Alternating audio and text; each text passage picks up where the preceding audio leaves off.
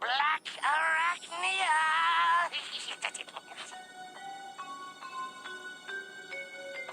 Blackarachnia!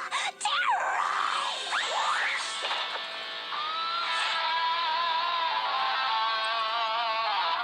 Oh, be still, my spinnerets.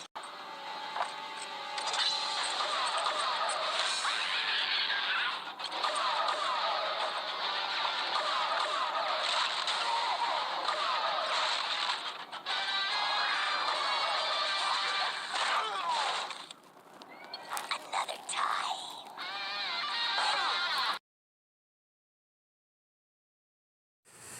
Welcome back to the channel, everyone. Today I am very excited to bring you a review for the Transformers Generations War for Cybertron Trilogy Kingdom Deluxe Class Blackarachnia. Of course, if you've seen my reviews before, we'll take a quick look at the packaging and along with everything else that comes inside, and then we'll take a look at the figure itself. So let's take a quick look at the Kingdom packaging. Now, out of all three packaging from what I've seen with Siege, Earthrise, and Kingdom, I think Kingdom's probably my favorite box art when it comes to, well, the packaging, because you get the robot mode and you get the vehicle mode or beast mode of the character inside.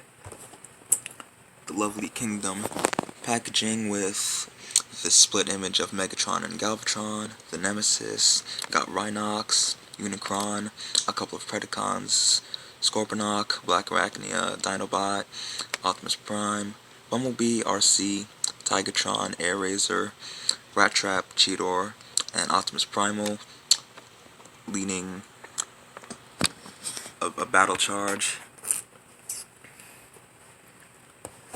Turn around to the back, as you can see, she transforms in 20 steps, and what I love is that they made an imprint of her beast form. On top, you just get the War for Cybertron Trilogy text with a Predacon logo, which I actually like. And one thing I noticed is that inside there is the Eye of Dinobot, which is a callback to the original Beast Wars toy line from the 90s.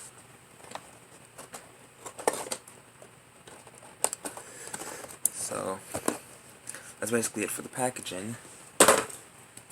Now, I did say in my unboxing of Blackarachnia that I would show off her card, and it's quite rare that Blackarachnia comes with her own card, because sometimes she'll come with a card of a different character, but this is rare for Blackarachnia to have her own card. So, just peel the sticker back, and here we have the writing in Ancient Autobot. Now, decode this, and this says, becomes a Maximal, which is mirroring Blackarachnia's fate in the original Beast Wars cartoon, because for those of you who have seen Beast Wars, Blackarachnia becomes a Maximal in the 3rd season. So, yeah, there you have the card. And one thing to notice is that the Kingdom line is also around the Golden Disc, which was a vital component in the Beast Wars cartoon series, so there you have that.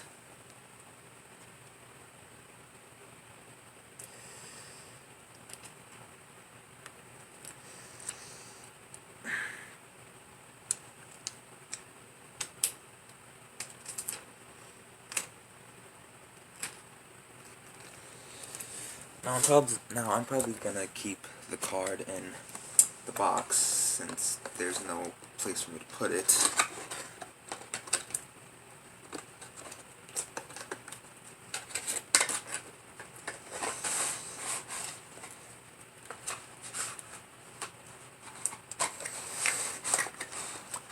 Now, one thing I like about the instructions is that with all the Kingdom figures, they're in a unified color scheme, much like Siege and Earthrise.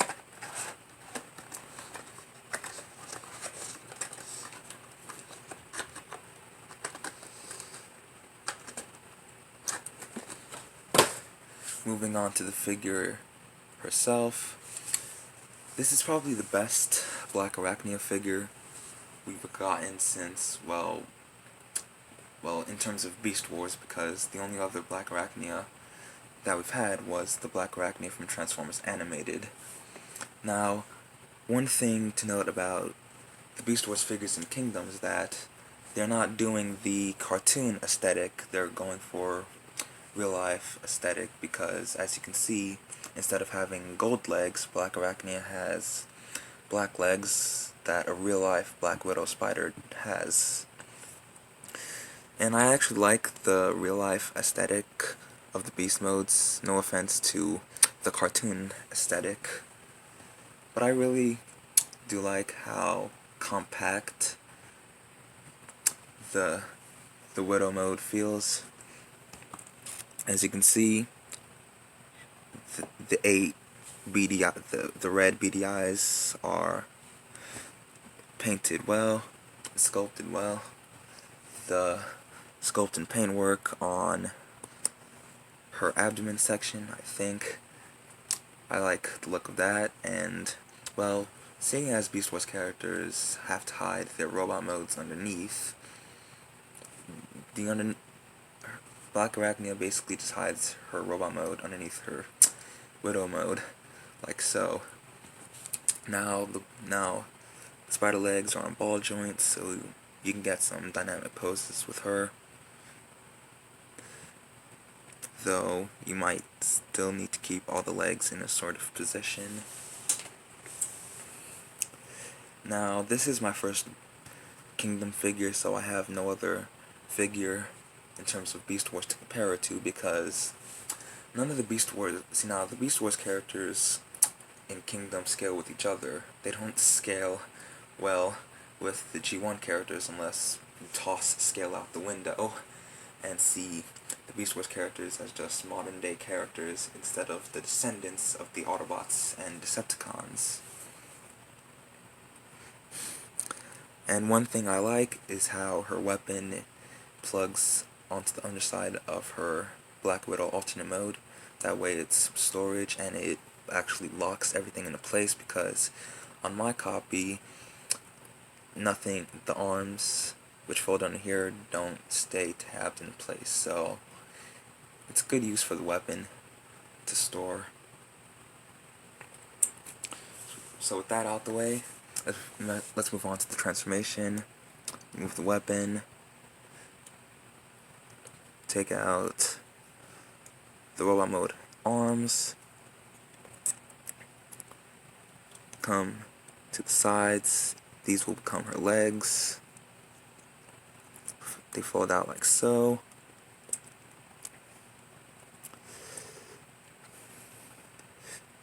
Just straighten everything out like that. Then come under here. Then you just want to slide this, rotate it like this. Wait, no, that's not working. Then slide it back up like so. Then come to this back piece, fold it out like so. Then, now, one thing to note is that I've heard reports that Blackarachnia has a peg of doom, which is under her breastplate, which tabs onto her torso right here. But so far, I think I somehow managed to sand down the peg, since it didn't snap on mine.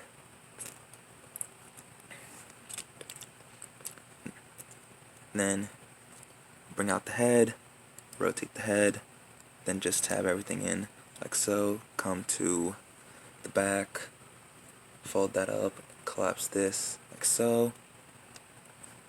Then all you have to do is just rotate the arms, and here we have Blackarachnia in her awesome, badass looking robot mode.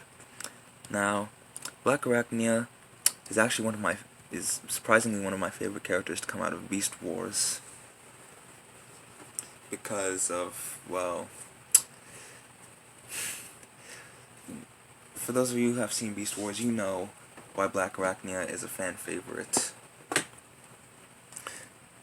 And one thing with Kingdom is that while the beast modes are supposed to be real life, they kept the cartoon accuracy for the robot modes, which is a good thing. So you have a cartoon accurate robot and a beast mode with real life proportions and detail. Now of course you can collapse in the legs of her spider mode so they're not sticking out like so. And I think it works. Let's take a closer look at the detail on the figure. Her eyes are painted black with a gold face and yellow around the mouth. A nice Predacon insignia on her chest plate. Her breasts. Oh my god. As you can see, her breasts are painted. What I find funny is that Blackarachnia has gold paint, but her wave mate Cheetor doesn't. I don't understand the reason behind why, but it's a thing. So yeah. What I also find interesting and kind of clever is that her crotch plate has the eyes of her spider mode here, when the real spider mode eyes are hiding behind the crotch plate. So interesting transformation choice right there. The arms are sculpted and painted well with black and yellow. The same can be said for the legs. The feet are painted black. Legs, lower legs being painted yellow with the thighs as a mix of yellow and black. Now, while the G1 figures have all the combat system ports throughout the War for Cybertron Trilogy, the Beast bots don't really have much. In Blackarachnia's case, she has portholes on her feet, back of the legs, and in her hand. Which, I mean, it's not bad. At least she can hold her weapon. Now the weapon is sculpted and painted well with a nice bronze and yellow for the hook section. So yeah, I was quite impressed with how the figure turned out, articulation wise. Head is on a ball joint and rotate the full 360, look up and down. The neck itself is on a hinge. Arms rotate the full 360 on a pin joint. You can move in and out. Rotation at the elbow, 90-degree bend at the elbow. Sadly, nothing at the waist, which is unfortunate. But the legs kick forward that far, back, that far, out. She can do the full splits and then some. Thigh rotation, full 360. A well past 90-degree bend at the knee. And of course the traditional War for Cybertron ankle rocker pivot. So you can get Blackarachnia into some dynamic poses. Even though she lacks waist articulation, she's still quite dynamic, especially considering Blackarachnia did a lot of kicks in the Beast Wars cartoon and was quite a dynamic character. Dynamic and agile, like so.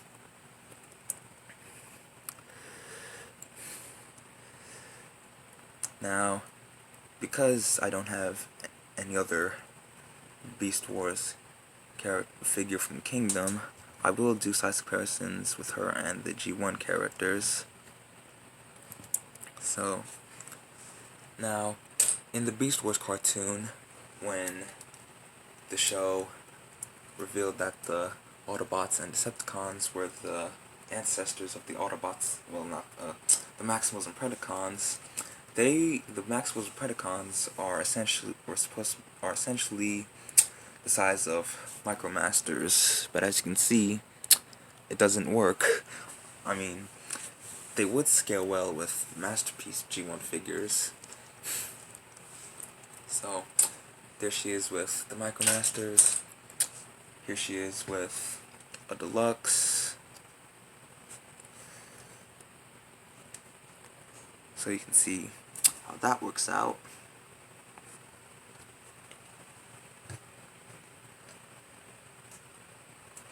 Here she is with Voyagers, Optimus Prime and Starscream.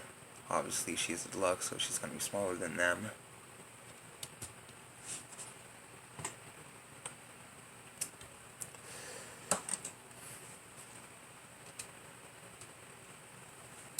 And here she is with a Leader class figure, that being Double Dealer. So, yeah. I think, now, unfortunately, the weapon doesn't fire like a hook or a missile, but I still like how the figure and the weapon came out.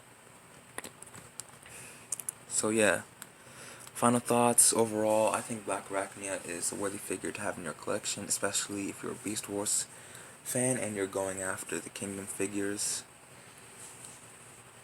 Which, now, Blackarachnia being one of my favorite Beast Wars characters is one I had to pick up. Now, what's funny is that I found her at a GameStop because Target and Walmart didn't have anything in terms of Kingdom, though I did see some core class figures, but I didn't get any of those.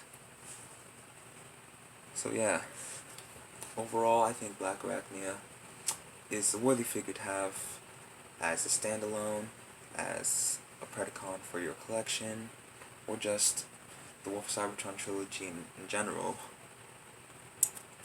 So, yeah, I think that about wraps it up. So I hope you guys enjoyed my review of the Transformers Generations War for Cybertron Kingdom Deluxe Class Blackarachnia. I hope you guys I hope that you guys like, comment, and subscribe. And I will see you all in the next video. What a pity.